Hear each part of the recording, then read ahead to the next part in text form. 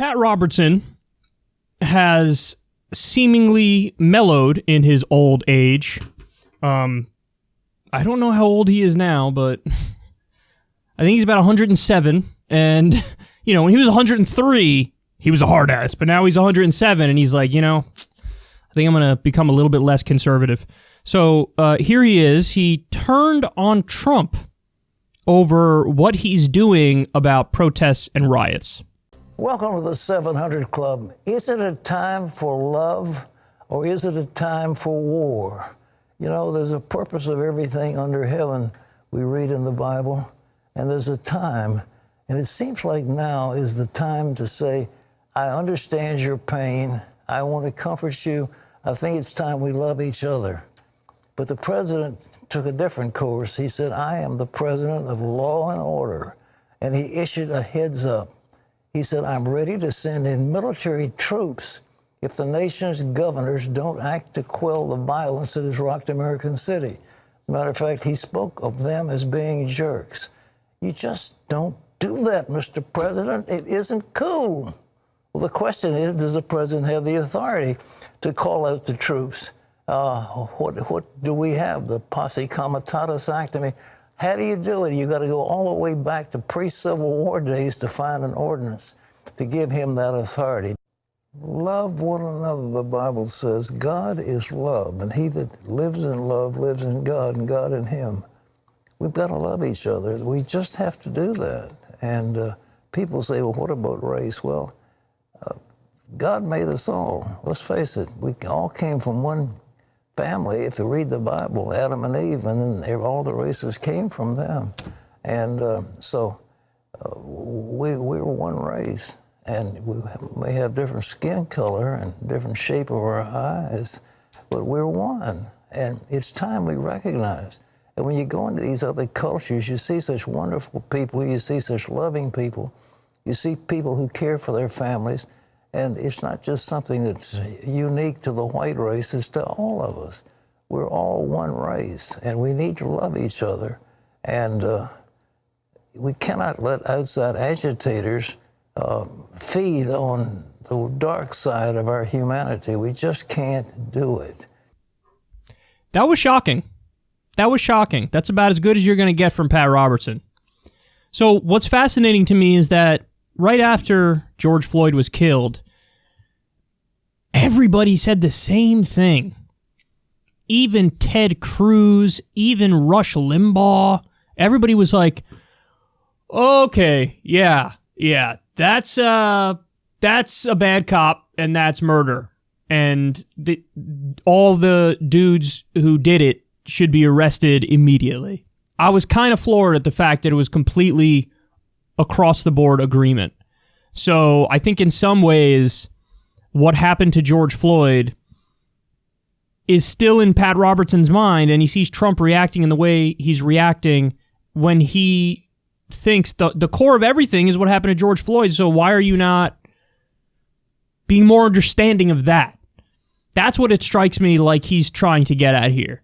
But what I find interesting is the way in which he turned on Trump, because the first thing he brought up is basically the argument that if there was ever a time to sound presidential and unifying, it's right now. So, in other words, in a moment like this, you don't fan the flames of the disagreements. You don't unnecessarily crack down.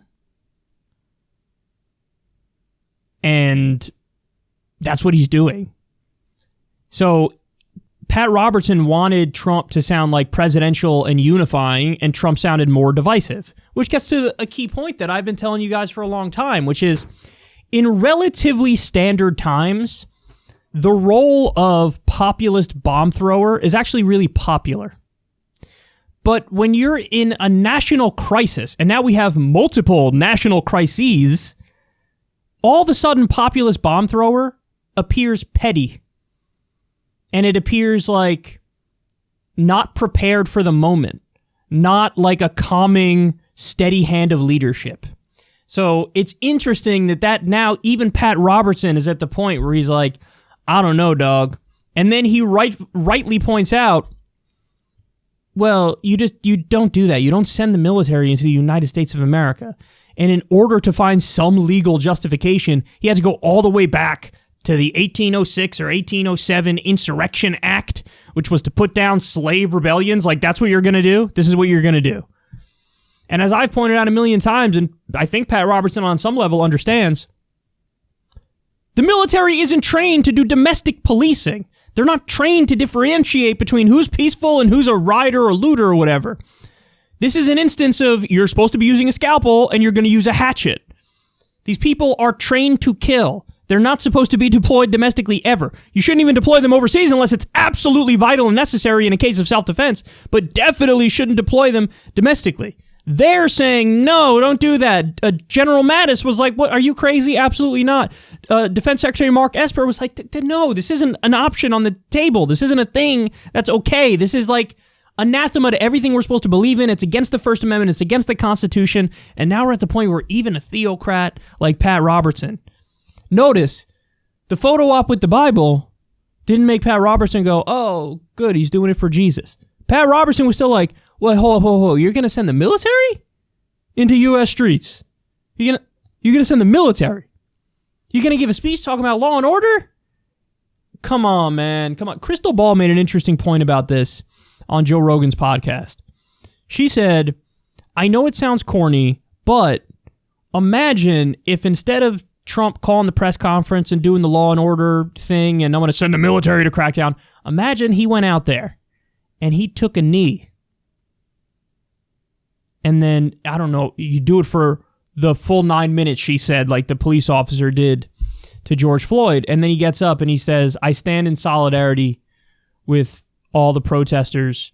What happened to George Floyd was wrong. We want to see justice brought in that case. All of them have been charged. But more importantly, we want to stop the next George Floyd situation from happening, which is why I'm proposing the National Police Reformation Act or something.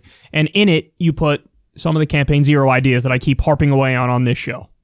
Body cameras on all police, no exceptions, can't turn them off under penalty of law. Civilian review board, special prosecutors in all instances of police brutality. Imagine Trump proposed a piece of legislation that had like 2 or 3 pieces of really strong police reform in there.